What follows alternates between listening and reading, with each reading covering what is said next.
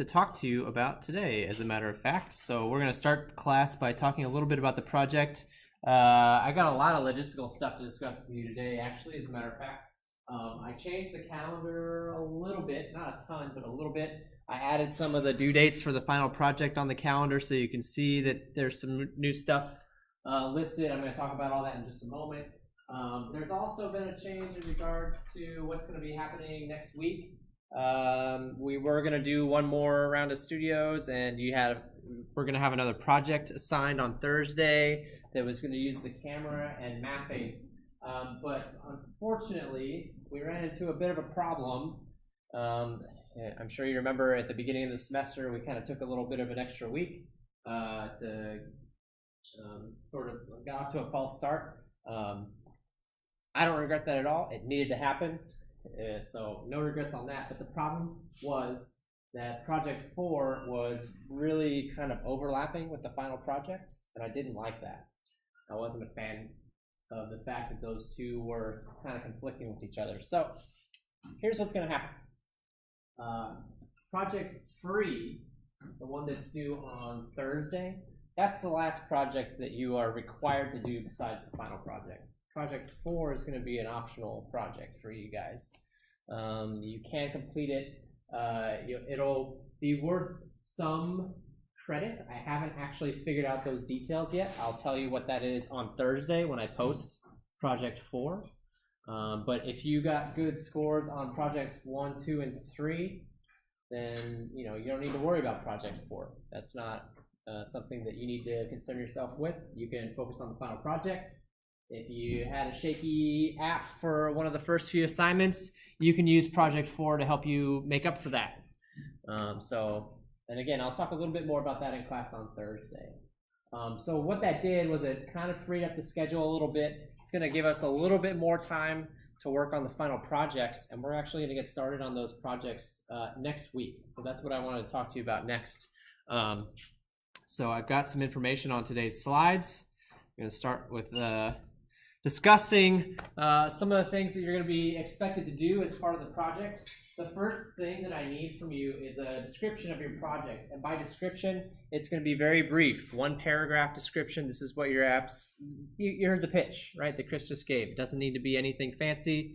It should just be a very brief description of your project.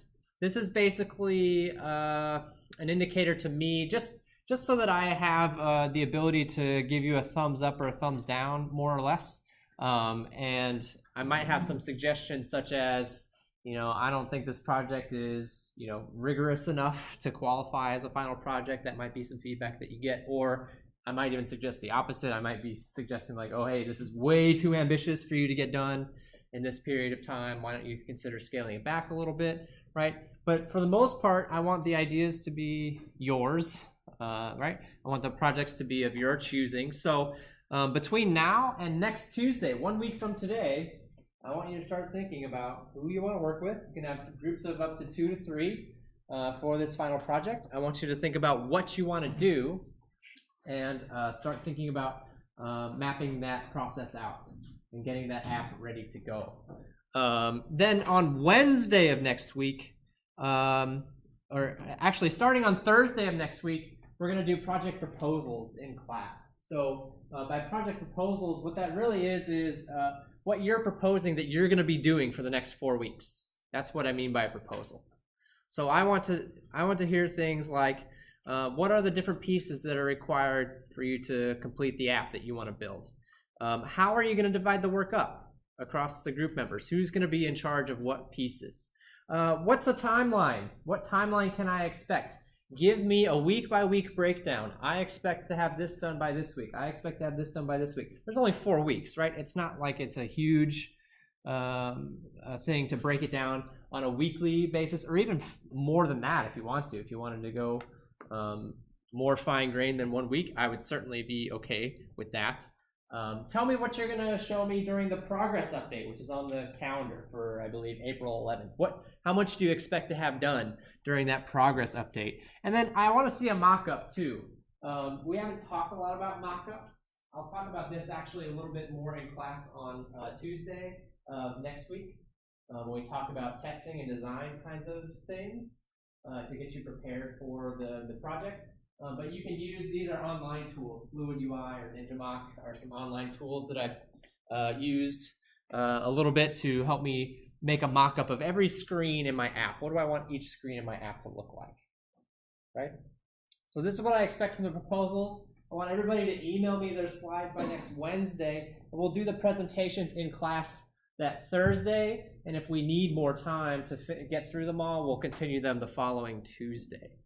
And so that's kind of what's going on next week. I know that's kind of a lot. It's on the calendar, right? So you can see that I've got the project description due date for next Thursday. Here's when your slides are due, and then I've got Thursday and the following Tuesday set aside for project proposals. So that's going to kick us off on the final projects.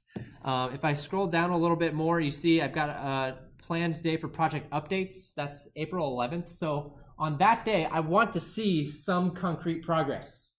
You need to show me some kind of concrete progress towards your app. I want to see some working code, some functioning code, or a video or some screenshots of your app actually doing some of the things that you wanted it to do, right? That you told me it was going to do. It doesn't have to be fully complete by that date. Not everything has to be there. It's okay if you still have some placeholders and some other things that aren't working yet on that date. I just want to see that you've got some progress made on the app. And then the final, the app itself is actually due on the 23rd. And so the last 2 days of class, during the last week of class on the 23rd and the 25th, we're going to have final presentations where each group will come up and give a demo of their app and explain things, you know, like what challenges did you run into, things like that. So that's kind of the trajectory that we're going to take for this final project. Here is a full list of the important dates as well as a grading breakdown. You can see that, you know, even that description next week is part of your final score for the project, right? As well as the proposal and the update. But the bulk of it is going to be the final code that you submit on the 23rd of April in conjunction with your demonstration in class. Are there any questions about what's expected of you and the logistics of the project? Any questions at all? Okay. One final note about the project, there are a couple of minimum tech requirements that I'm expecting. I don't have a lot because I want to give you guys as much you know, flexibility to make the apps that you want to make, right? I don't want to tell you what you have to do, but I am going to tell you to do at least a couple of things. One, I want a reasonable amount of test coverage. Unit test is actually the topic on the agenda for next Tuesday. So we'll talk about unit tests. We'll write some unit tests in class next Tuesday. I want your project to include a reasonable amount of test coverage. Does that mean you have to test every single thing? No, that's actually a pretty difficult goal to achieve, right? It's not really possible to test every single possible thing. But I do expect you to test the major pieces, the major parts of your app, and have unit testing available for those. We'll talk about that more next week. I also expect you to use some form of storage. So we talked about two different types of storage in class. Firebase and SQLite are your options. If you don't like either of those and you want to explore some other options for doing storage, that's fine with me. I'm okay with that. That's your decision to make. But I do want to see some use of storage, and it needs to make sense with your app, right? Don't just pick SQLite because you think it's the easier one of the two. If it makes more sense to use Firebase, then I expect you to use Firebase. If it makes more sense to use SQLite, then I expect you to use SQLite. Use what makes sense in the context of your app. All right, any questions on that? So last but not least, let's talk about project ideas themselves. We just heard one project pitched by Chris, his app for helping people take their medication regularly, right? Tracking their medications, things like that. You know, one group can have this idea. Certainly that would qualify as a final project. I don't know if you have thought about other app ideas as we've been going through the class, but now would be a great time, especially if you are looking for people to work with and you have a great app idea. Now would be a great time to maybe give a quick little spiel of something you've been thinking about, and maybe somebody else in the class will hear it and be interested, and then you can form a group together. Yeah. Chris was trying to like hire people to help him with that. Is that right or no? I have no idea if compensation is involved. I kind of suspect not. At least if you're working on this for course credit, Yeah. I would not expect you to also be paid money. However, once the course is over, go nuts, right? If Chris wants to keep working with you after the course is over. But like, let's just pretend like if someone was offering to pay us for an app, and we count that as a project, and I would make that sense. If you are getting course credit for something, I have serious issues about you also being paid for that thing. I would request that you defer any monetary compensation until after this project is over, and then go crazy. Get all the money you can. Yep. Good question. So what about some project ideas? Have any of you been thinking about some good app ideas that you're hoping to implement on the final project? Anybody got anything rolling around in their brains? Shy crowd? Yeah, what's up? Can we just do like a few games? Not surprised that this question came up. Can you build a game? The answer is probably, but so game development, right, is a totally different type of development than what we've done in this class. You could make it in Unity and then port it over to Android. So it wouldn't even be Android Studio. So, right. So game development is a totally different type of development than what we've been doing in this class. And the final project is meant to illustrate the concepts that we've been talking about in class. So can you use Unity to develop mobile games? Yes. Is that something that I care about in the context of this class? Not really. No.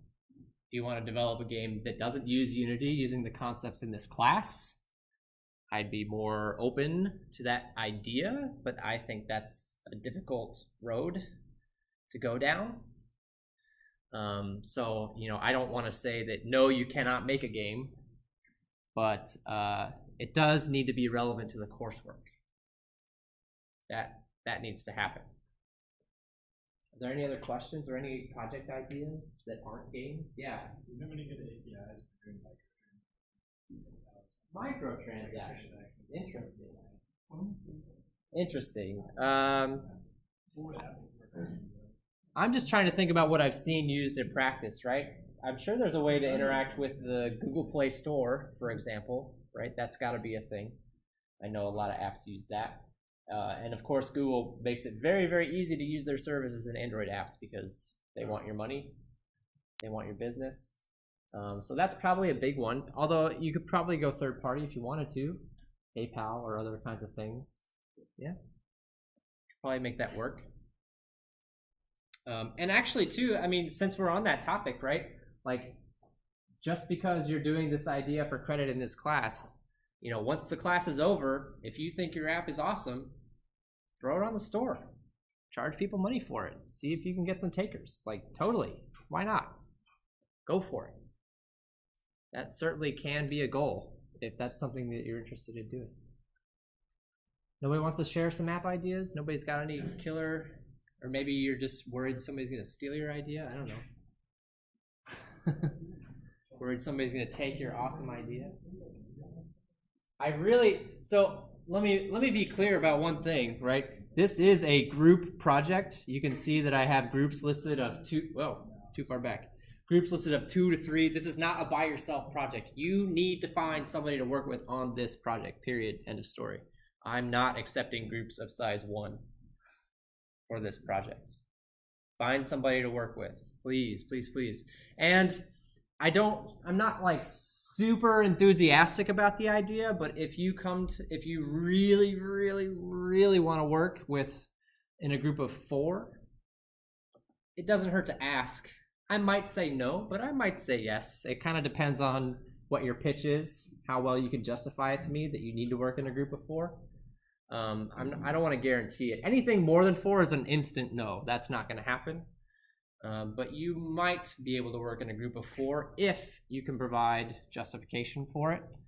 I'm going to expect your app to be, have a little bit more stuff in it than if it was just a group of 2, for example. But if that's something that you're interested in, shoot me an email and ask, or come to office hours and talk to me about it. We might be able to work something out.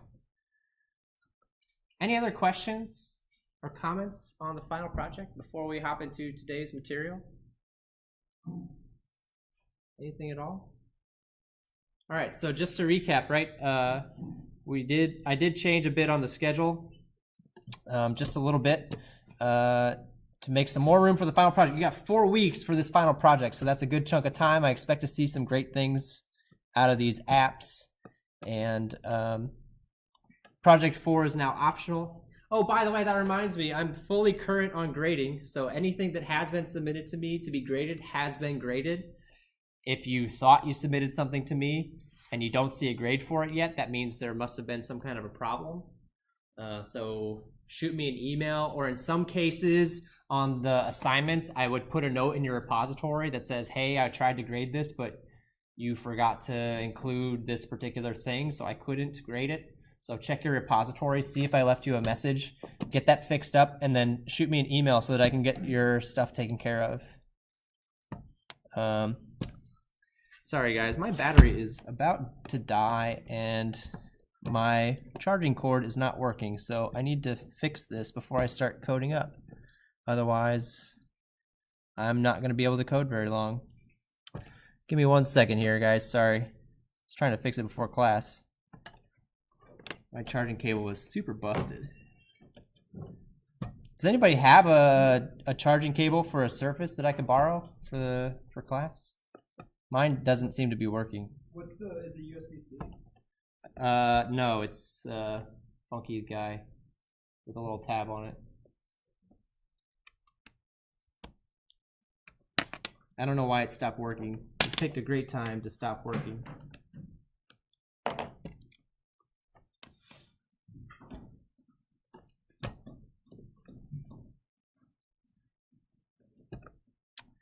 Please.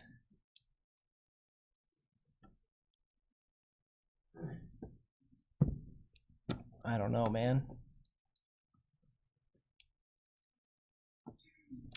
I wonder if I could charge it with USB-C. I have USB-C. Does that work? Let me see.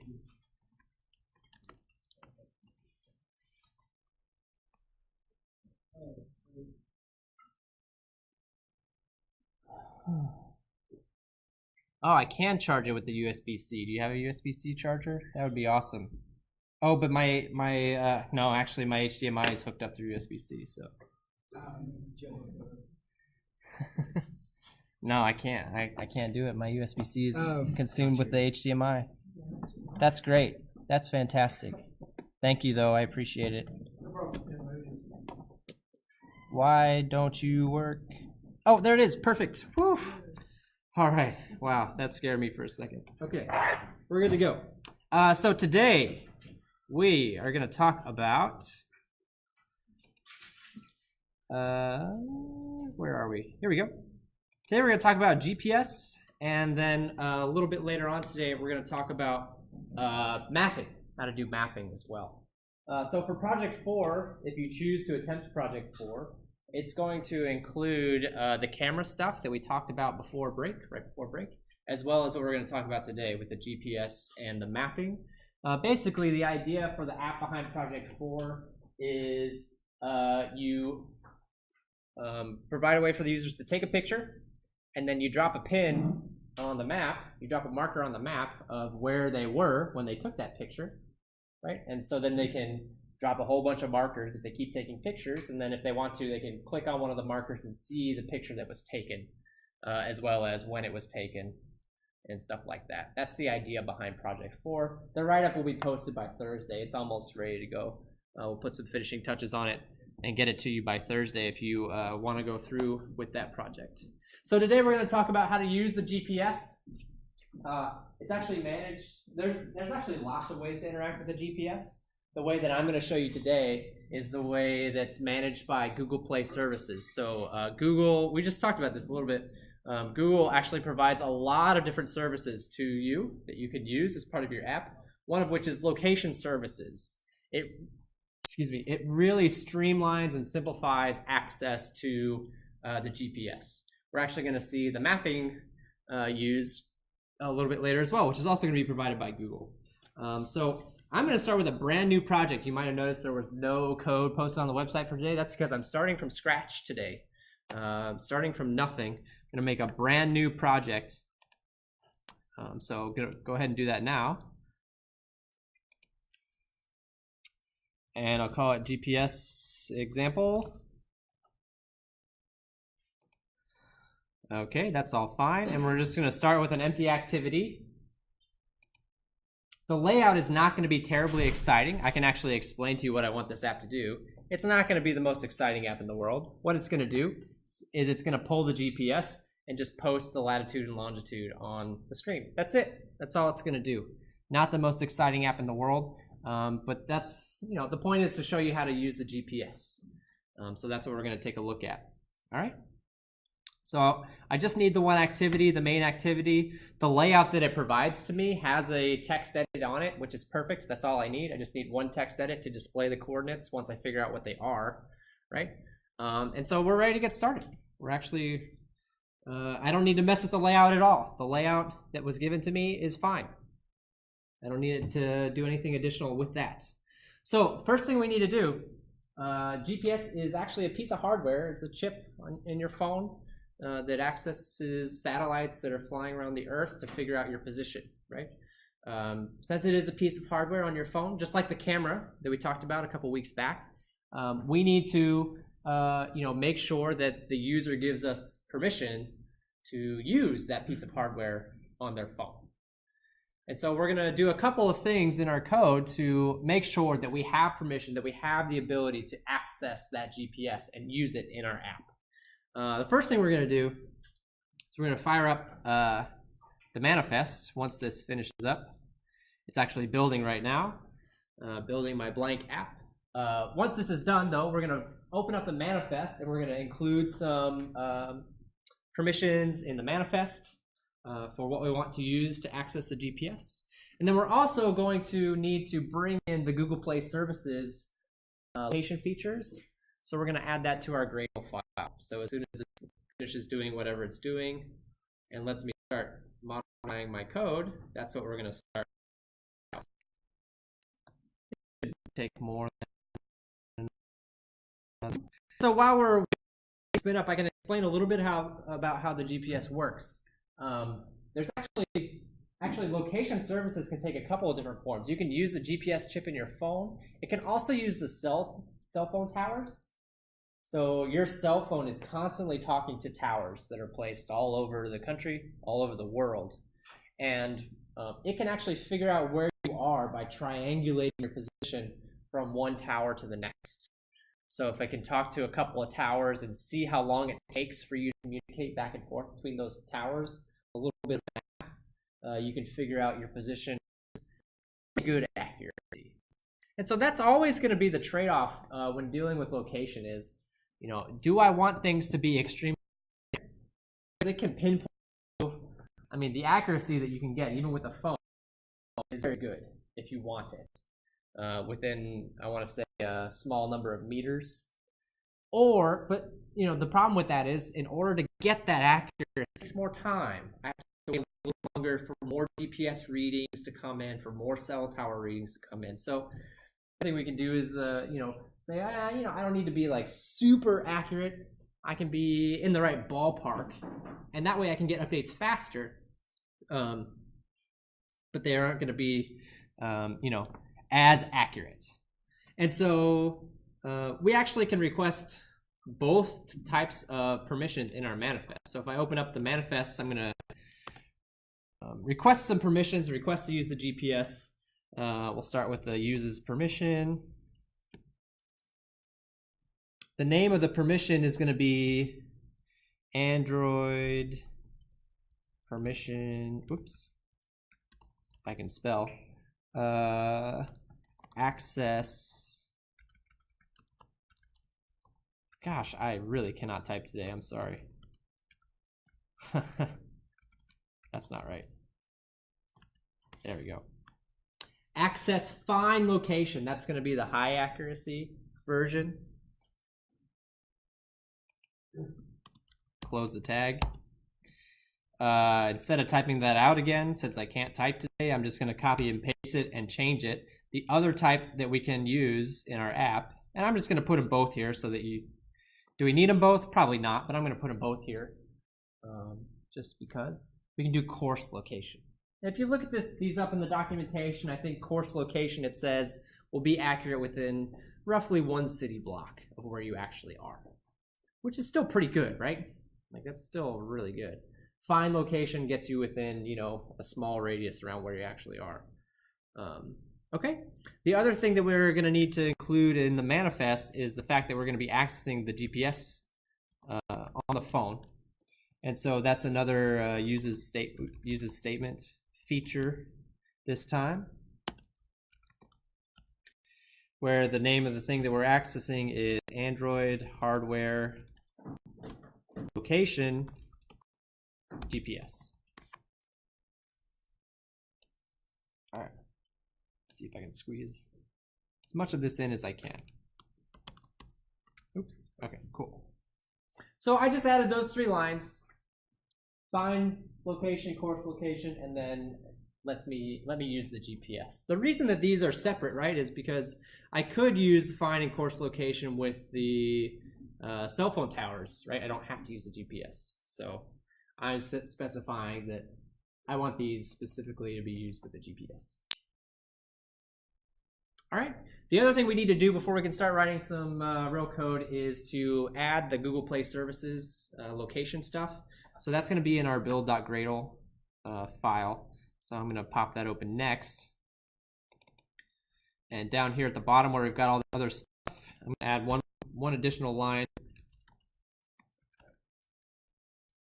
Implementation. And the app that we want, I have it written down here. It's going to be com.google Android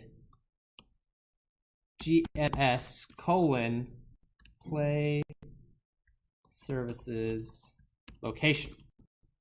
There are actually lots of play services available. You can do payments. You can do, oh gosh, what are some of the other ones? I'm drawing a blank now. There's a whole list you can find on the Android documentation online if you're interested. We're specifically going to use 16.0.0, which I believe is the most recent version of these particular location services. This is what's going to allow us to use the Google Play Services library to access the GPS. So we'll need to resync. Now that we've added that line, it shouldn't take long. And then once this is done, we can open up our activity and we can start writing some Kotlin code to access the GPS. All I've done so far is just kind of some administrative kinds of things. I haven't done any actual yet. That'll be coming up next. All right. So I'm going to go ahead and open up. Oh, is it still working? A little bit. There we go. I'm going to go ahead and open up my main activity.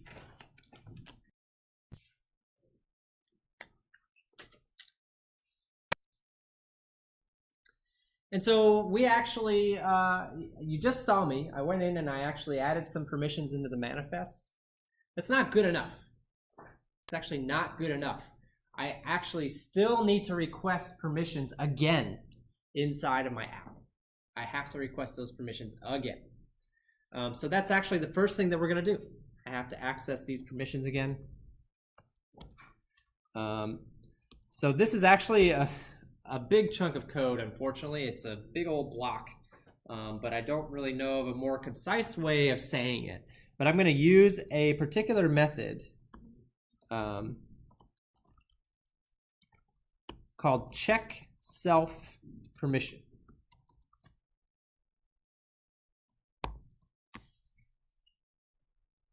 So what check self permission wants is it wants the activity that's making the request, which is us, right?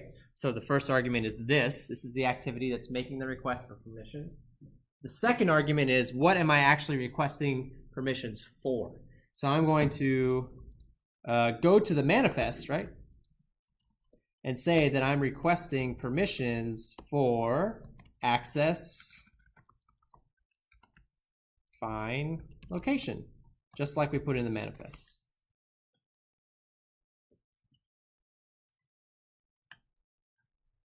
And it's upset probably because we need to import some stuff. Or what did I? Oh, I see what I did. I put it outside of the function because I'm a dummy. That's my fault. Should have been inside on create. Whoops. That's better. Now it's unhappy because I need to import this activity compat. This is the activity compat is what provides us access, to request these kinds of permissions and stuff. And so I'm hoping that I will be granted these permissions, but I have to check. The user might say, no, you cannot use my GPS, or no, I don't want you to know my location, right? So I have to check. So, if it is not equal to package manager dot, oh, I spelled it wrong. Permission granted.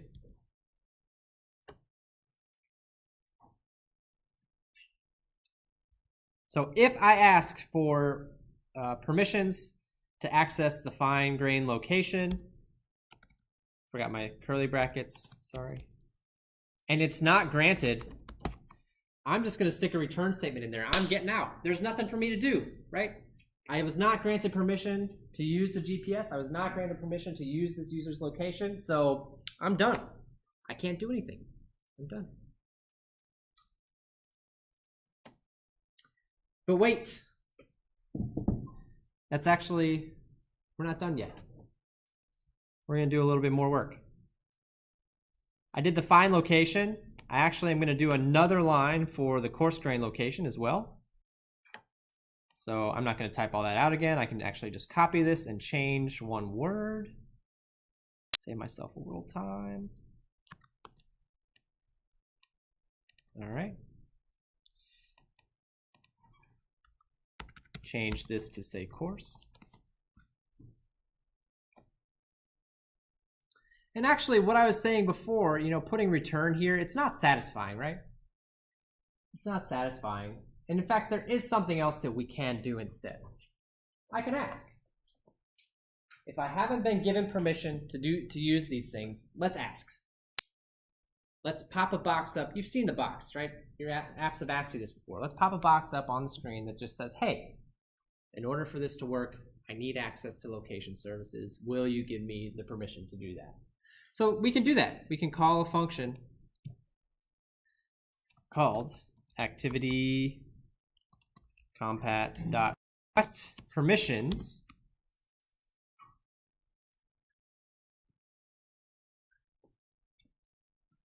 So again, it's asking who's making the request. That's us. That's this. I then have to say, all right, what permissions am I requesting, right? What permissions am I asking the user to give me? And there's two of them. There's two permissions that I'm asking for. So it's a little inconvenient because I'm calling this statement once. I really don't want to have to call it twice. So what we're going to do is I'm actually going to create an array with the permissions that I'm requesting and plug that array in. So let's take a step back and come up here and make an array.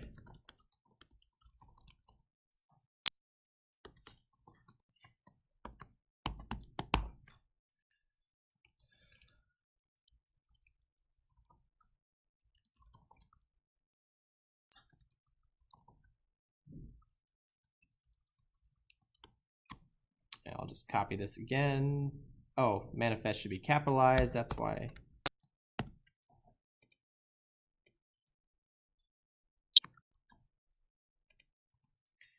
We'll do this for a course. So the function is smart enough. If I give it an array of permissions, it will go through the array and request access to each one.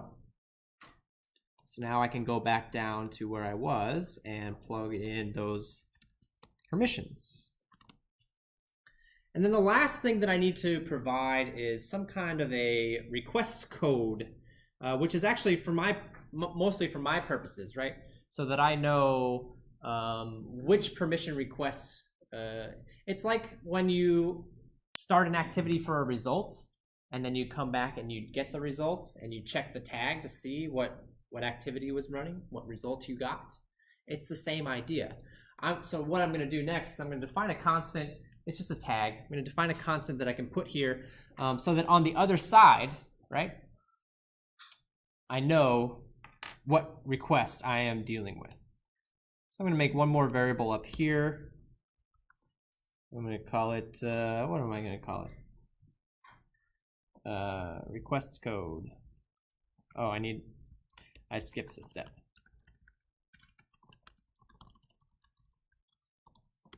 And, we'll make it a number. I don't know. I don't know that that number is significant. It's what I've got in my notes.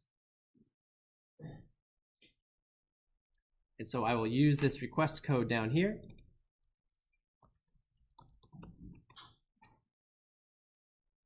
So what happens when we do this? When I fire off this function, what happens is it's going to pop up a box to the user that says, this app wants to use location services on your phone. And I get to say, yeah, you can do that, or no, you cannot.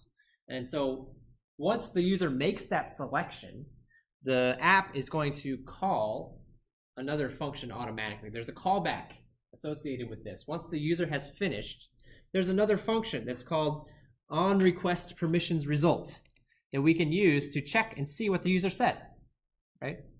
Did they grant us permissions or not? And so that's our next step, is to override this onRequestPermissionResult. Here it is. IntelliJ helped me out. I'm going to get rid of that for now. onRequestPermissionsResult. So you can see that it's got the request code. That's what this is, right? That's just so I can match up the requests on both sides. It's got the permissions, but this time, this array, this is an array with the permissions that were requested. And then we've got grant results, which is an array that tells us, was this permission granted or not? So I need to check the contents of that array and see if they granted us permission or not. So first thing I'm going to do is I'm going to check the request code. Make sure that we're dealing with the permissions that I was requesting.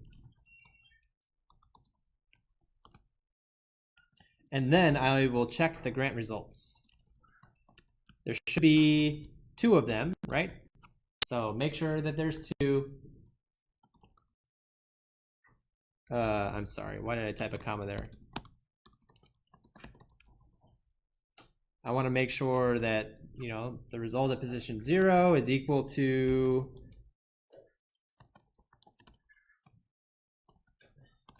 and then the result at position 1 is also equal to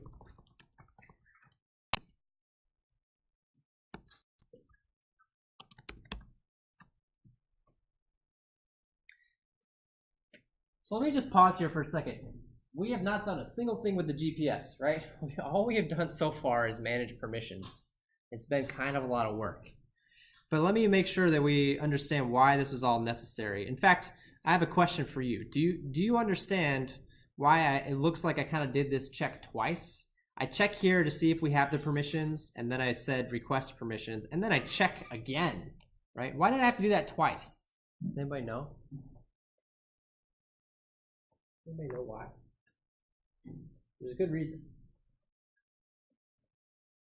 So if I use an app that wants to access the GPS, we've all seen the pop-up box, right? I say, all right, you can use it. The next time I fire up the app, does it ask me again? No, it doesn't. It remembers. It remembers that I gave it permission to do that, right? So this code that we wrote here on request permission results, this is only if it's the first time that I'm making this request, right? I'm asking for permissions. I'm going to ask the user. If they say yes, cool, I'll remember that, And next time, I won't have to run this. I won't have to use this code. I already asked them, right? Or if they said no, actually, maybe I will ask them again, right? Because they didn't give me permission last time. Maybe I will try to ask them again. But if they already said yes once, then I expect that this if statement will be okay the first time, and I won't have to bother actually doing the request permissions. Does that make sense? That's why it looks like we're doing it twice. Okay, so if I get here, right, start grabbing location stuff, right? I'm gonna come back and fill that in later. Not worried about it at the moment. But if I get here, I have permission to use the location stuff. I'm gonna start using it. Now we can actually talk about what we're here for, which is the location stuff. So we're gonna go back up and start setting up the pieces that we need to use the GPS.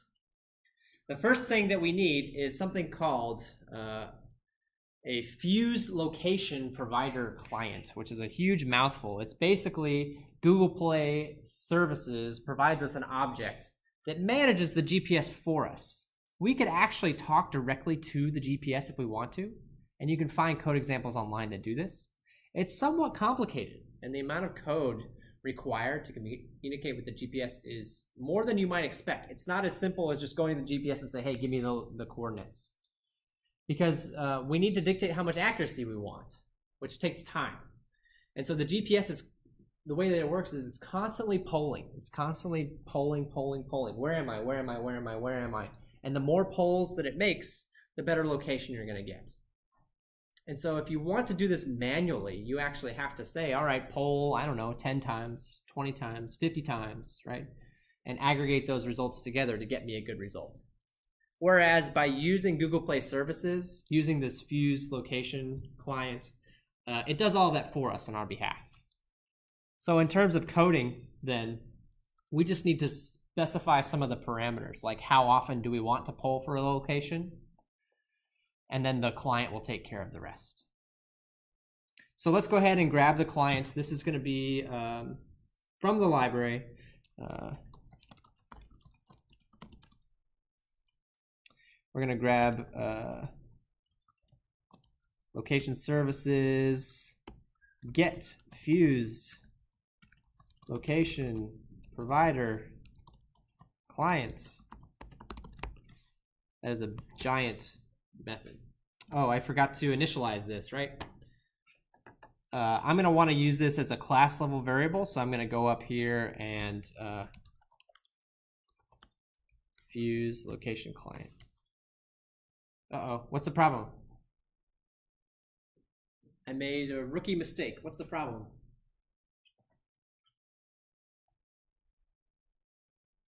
I declared this down here, or I declared the variable up here and initialize it down here. I need to make it a late init, yeah. If I was doing Java, this would be okay, right? Java wouldn't care. But this isn't Java. Kotlin doesn't like having null values unless I declare them as late init. Good. Oh, I also forgot the type. Whoops. Also an important piece of information.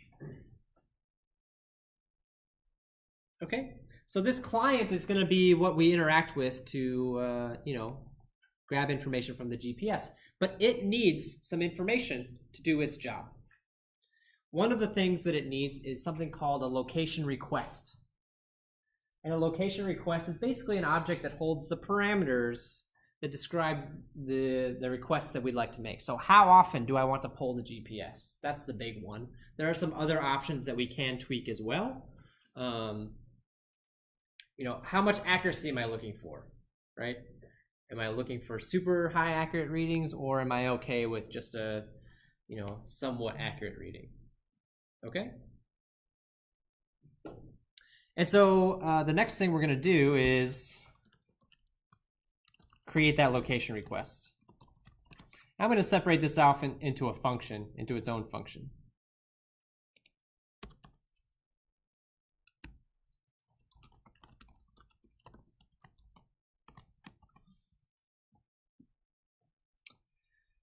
All right. This location request should also be a class level variable, actually, since we're going to need it in some of our other functions eventually. So I'm going to create another class level variable.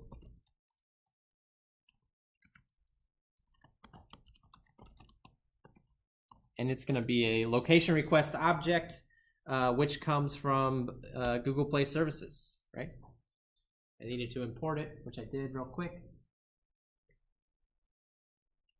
Okay. So now we get to create the request.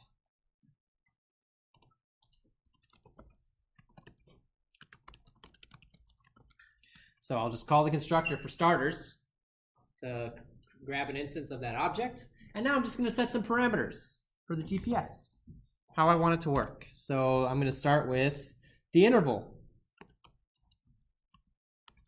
It's in milliseconds. So how often do I want you to pull the GPS? And we can play around with this value later if we want to. I'm just going to start off with 10 seconds. Right?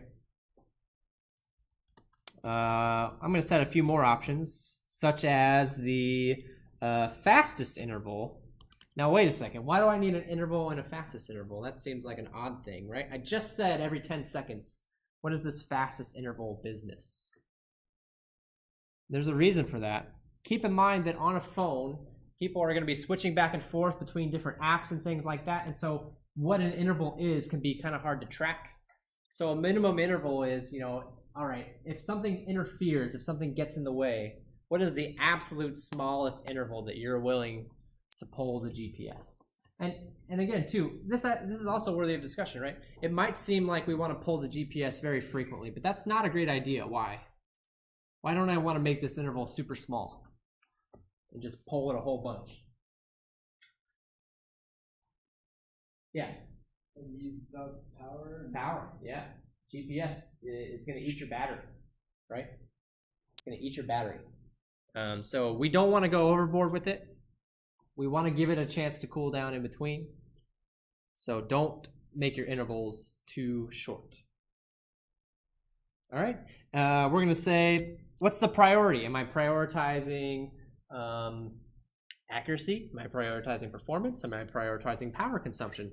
What's the priority? So I can include that as part of my location request as well. For the purposes of this, for the purposes of this example, we'll prioritize accuracy. You can see the options here, right? Low power, no power, high accuracy, balanced power, right? What's my priority? I'm going to choose accuracy. It's up to you, though. As the app designer, you get to make that choice. Can I sacrifice accuracy for battery life? All right, maybe that's a good idea.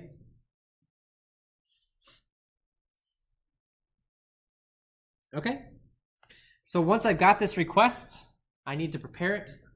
Again, remember that this request is ultimately going to work with our fused location client. This is one of the pieces that the client needs to perform its job.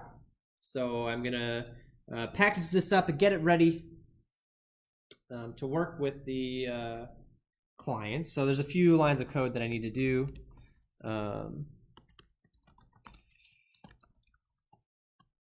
I'm going to take my location request and turn it into a location settings request. I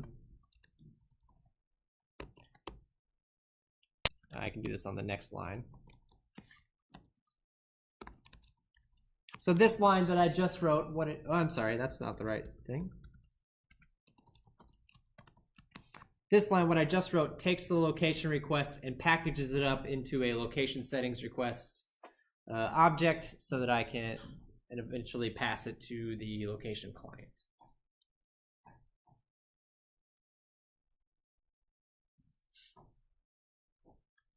I'm going to go ahead and grab that client. Or I'm going to grab the settings client next.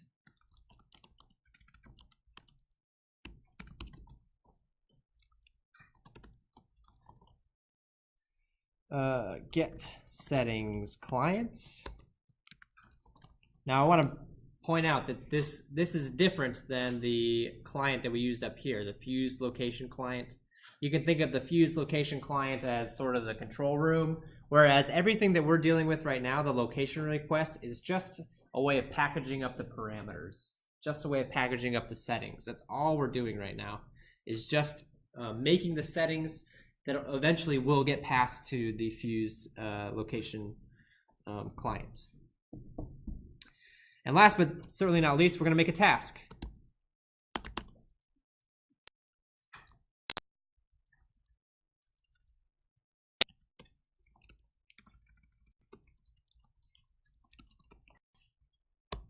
So I'm going to take this object that I created on this line, I'm going to pass it into the client, and the result of that is going to be a task. This task contains all of the information that the fused location client needs to perform the GPS requests that we desire for our app.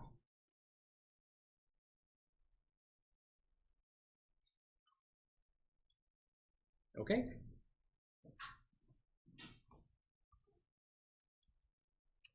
And there's a couple final things that we're going to do here.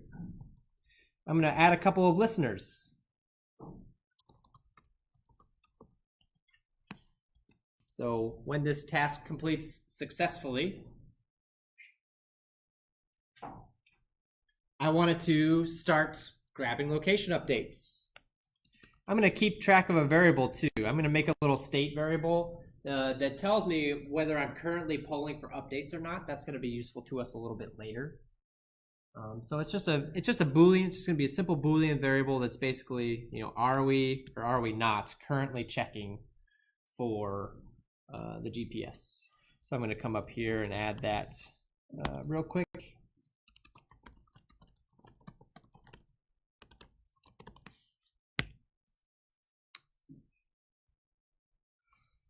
All right. So if this task successfully completes, that means that we are able to start checking for location updates. So I'll change my state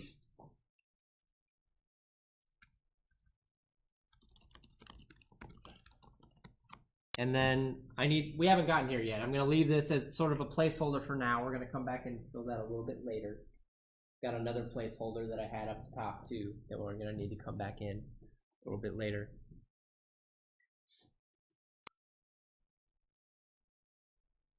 Okay. Any questions so far? Are we okay so far?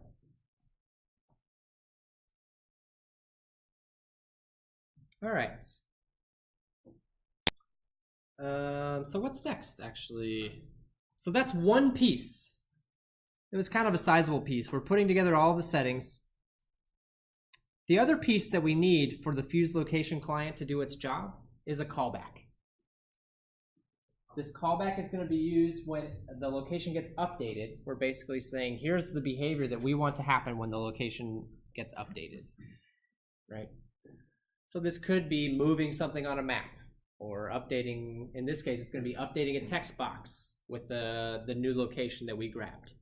So I'm going to come back up here to my onCreate function right here, and I'm going to create a callback that describes the behavior that I want to occur when the location gets updated. This is another variable that I want to be class level, so I'm going to go up top and make another late init. This should be the last one, I think. Location callback, which is going to have a type of location callback. Oops. And we need to import it. Okay.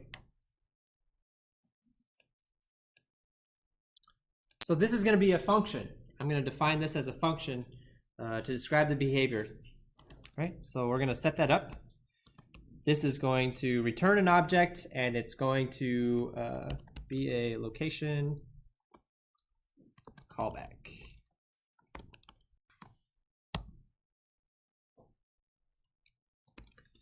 we need to override a function in here called, where is it? On location results. So when the client detects that we've got a new location, what do we want to do with that information?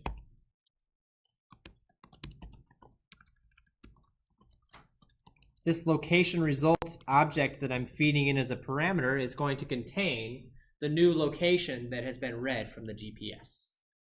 So our task now is to get any information out of here that we want to use in our app and then do stuff with it. That's our goal. In this case, we're just going to keep it very, very, very simple. I am going to, first thing I'm going to do is call the on location result for the superclass in case there are any other apps on the phone that are listening for the GPS. I don't want to block them from also using the GPS. You can't have multiple apps using the GPS at the same time, right? That is possible. So by including this line, I am making sure that I'm not blocking other applications access to the GPS should they be using it. And then I'm going to use it for my own purposes. I'm going to grab some information out of this object. Specifically, I'm interested in the last location. I think I can just make this there for now. Oops. This is quite literally the last location that was pulled from the GPS. Why does it matter to me? Here's another Kotlin question. It's upset. Does anybody see? Yeah. It might not be a location result. Might not be a location result? What do you mean? I think you... Might not be a location result. I'm sorry? It's nullable. It's nullable, yeah, that's the problem. So how do I fix it? Question mark or exclamation point. Question mark or 2 exclamation points. Again, the difference, 2 exclamation points means you're going to do this no matter what. I don't care, right? That runs the risk of null pointer exceptions, right?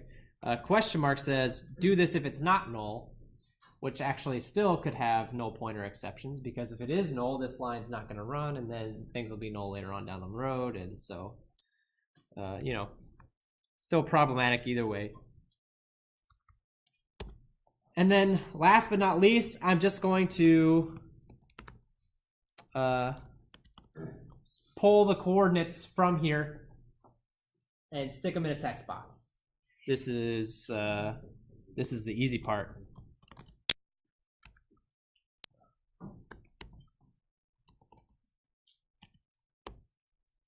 Last location dot latitude.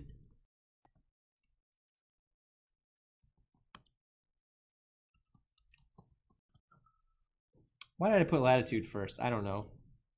That's the wrong order, but whatever. Doesn't really matter.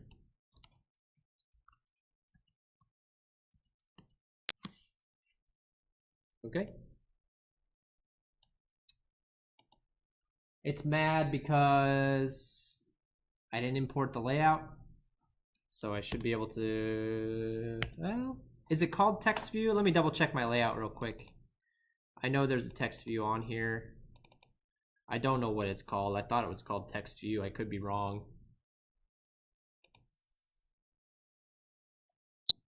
It's called nothing. There we go. That's the problem. It doesn't know what I'm talking about because I didn't give it a name yet. All right, text view.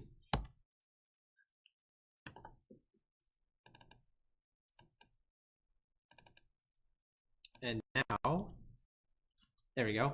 Now I was able to import the layout. Okay. Are there any questions so far?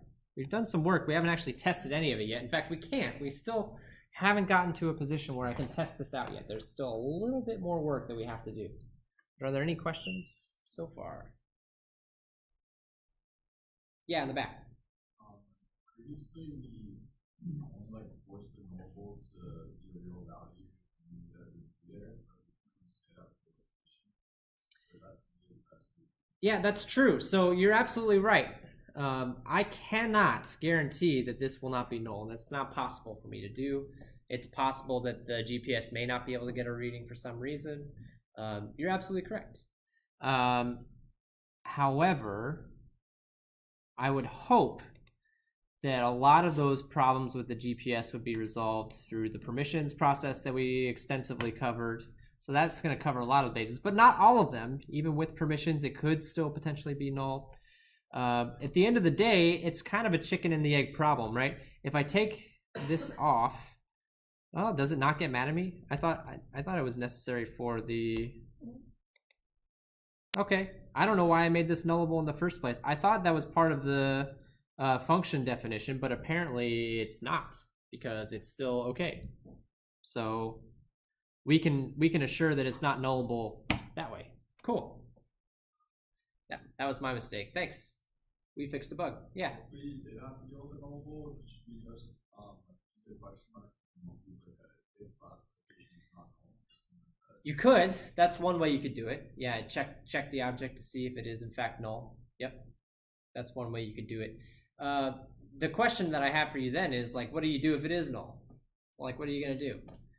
I don't know. Yeah, I mean, nothing. Yeah. I guess that's better than crashing the app. So in some sense, that's an improvement, right? Yeah. Great question. Any other questions? I do agree with the general sentiment that throwing those exclamations in there all over the place is not good form. Should you, I mean, you can use them, right? They exist for a reason. I'm not saying you should never do that, but you should definitely think about it, and you should definitely be asking questions like, is this the right move to make, or is there a better way, before you settle on that situation. Don't just force everything. It's not going to end well. Fantastic. So we're pretty close. There's only a little bit left that we need to do. One of the things that we need to do is we need to combine all the pieces together. So we've got 3 different pieces. I've got my fused location client, I've got my location request, right? And I've got my callback. Okay? So the last major piece that I have to do is to combine all those things together. So I'm going to make one more function. Actually, I might have a couple more functions after that, but I'm going to make at least one more function. This is going to be a very simple one. Very simple function. It's going to pass the location requests and the callback to the fused location client, which is effectively going to start polling the GPS. So this is what's going to kick it all off. All right, so it's not a complicated thing to do. This may or may not surprise you, but before I do this, before I actually kick it off, there's one thing I have to do first. I have to check for permissions. Again, it might seem redundant. It might seem like overkill. I've already checked for permissions and checked for permissions and checked for permissions. The Android way of doing things is check for permissions anytime that you use something that may require them. So if I have multiple spots in the code where I'm using the GPS, gotta make sure that I've got permissions every single time. So I have to do that here as well. Is it tedious? Yes, it is, but it is a necessary piece of this. So I'm gonna check self-permission again. I can probably borrow this line right here, actually, as a matter of fact. I can borrow this if statement, which is what I'm gonna do. So I don't have to type all of that out again. And this time, right, if I get this far, if I've made it this far and I don't have permissions, the user's already said no to me. I've already asked and they've already said no. So I'm not going to ask them again. I'm just going to give up. I'm just going to say, whoop, can't do it, right? I cannot do what I'm about to do. I've already asked you, not going to do it again. I'm just going to give up. If I have the permissions, if I truly have the permissions, then I can go ahead and kick off the GPS polling by grabbing my client, calling request location updates, and then I'm going to pass in those other 2 things, the location request the location callback. And then the last value is called the looper value, which my memory is a little hazy on this. Maybe you can help me out with this, Taylor. What's the looper value for? Do you know? You don't know? All right, the documentation probably knows.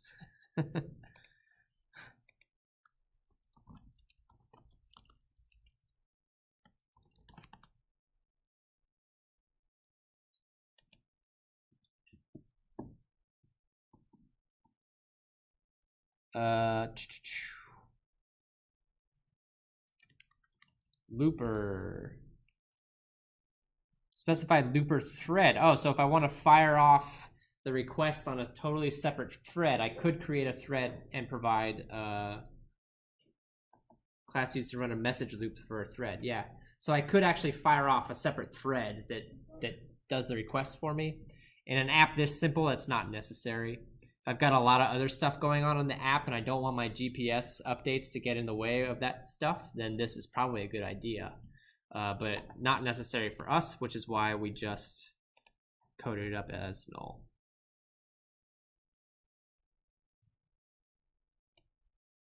All right.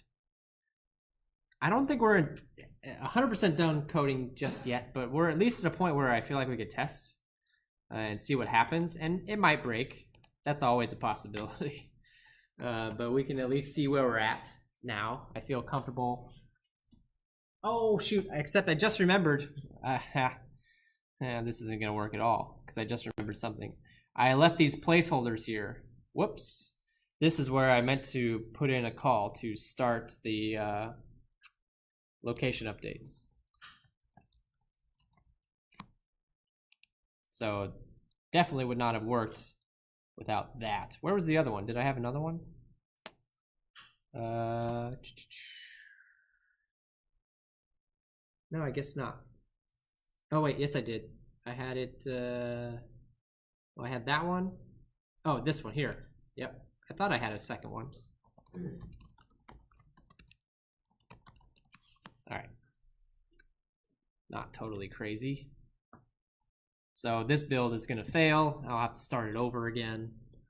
That's all right. We'll deal with that when we get there. Are there any questions about what we've done so far? Hopefully this will work.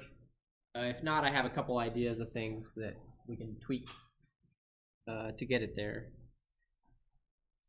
Let me see if I can close some of this stuff down to get it to go a little faster, because the emulator works better if it can leverage a lot of your computing resources. I think we actually probably spent more code on managing permissions than on actually managing the GPS itself. That's not terribly unusual though, with the way the permission system is set up for Android apps. It's a relatively recent development actually that it was done that way. It used to be that if you put the permissions in the manifest, that was it. You didn't have to worry about it again after that, because the way that it would work is it would ask you for permissions when you downloaded the app and you granted permissions at that time. They don't do it that way anymore. Now you grant permissions when you actually use the app. So when it uses the things that you need permissions for, that's when it makes the request. And so that puts a lot more of the onus for managing permissions on your application code instead of the manifest, for better or for worse. I understand why they did it. It does make more work for us though as programmers. That's just part of what we have to deal with. This, of course, is taking forever.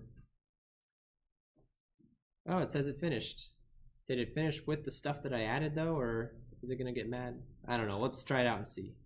That's not the right app. It's still loading.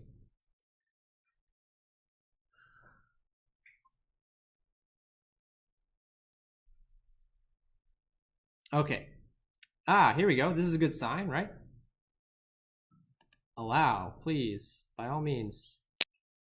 So it's not updating, and I think that's because I compiled it and built it before the thing happened. So let me try an instant run and see if we can get it up and running here a little bit more quickly this time.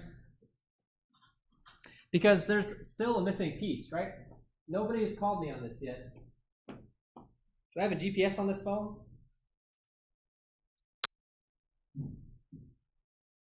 How is that possible? GPS is a physical piece of hardware that exists on your phone, right? This is not a physical phone. This is an emulator. How does that work? There is no chip for it to go and request things from, right? Oh, there we go. Cool. It's working though. Where the heck did that come from? There's no GPS chip. Well, let me show you. Over here on this little menu over here, there's 3 dots down here at the bottom for some advanced settings. And the very first selection is emulated GPS. I can send whatever GPS values I want to this phone. This is how all of your friends got onto Pokemon Go, sent themselves over to Europe to catch the unique Pokemon or whatever, right? They spoofed the GPS this way. It's not meant for that purpose. It's meant for development, right? It's meant to help test your devices, test your apps. But people found other ways to use it. So I can change, these values over here, make this 153, and then when I hit send, it will very slowly, you can see it doesn't instantaneously go to the new location, right? It got a little bit closer, and then I wait and it pulls again, it got a little bit closer. It's trying to mimic an actual GPS as well as it possibly can. Because your actual GPS would behave in much the same way. It doesn't instantaneously pick up your location. It takes time for it to resolve your location. It takes time. So if you're doing stuff with the GPS, this is pretty much a must. You have to open this up and tweak the values a little bit and test it out. But it's working. That's great. I'm actually not done yet, though. I wanted to talk to you about I got 5 minutes left, so I got just enough time. This is real quick. Real quick. Remember that on a phone, at any point in time, I can navigate away from the app and then come back to it later, right? Is the app still running when I do that? Would it still be pulling the GPS when I do that? Or maybe a better question, do I want it to still pull the GPS when I do that?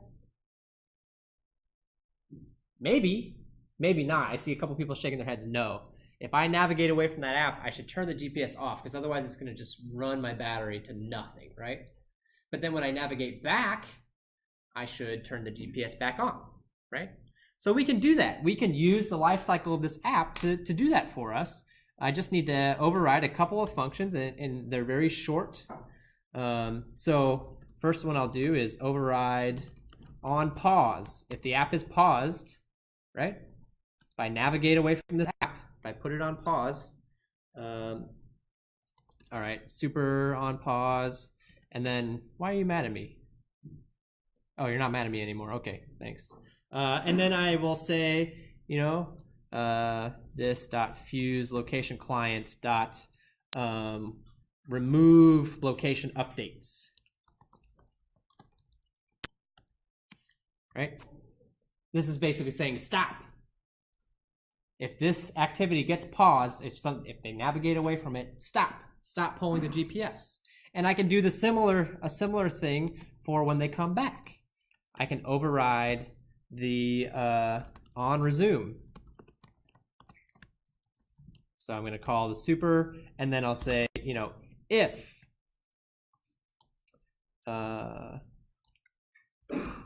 location update state start location updates, right? If they were polling before, keep going.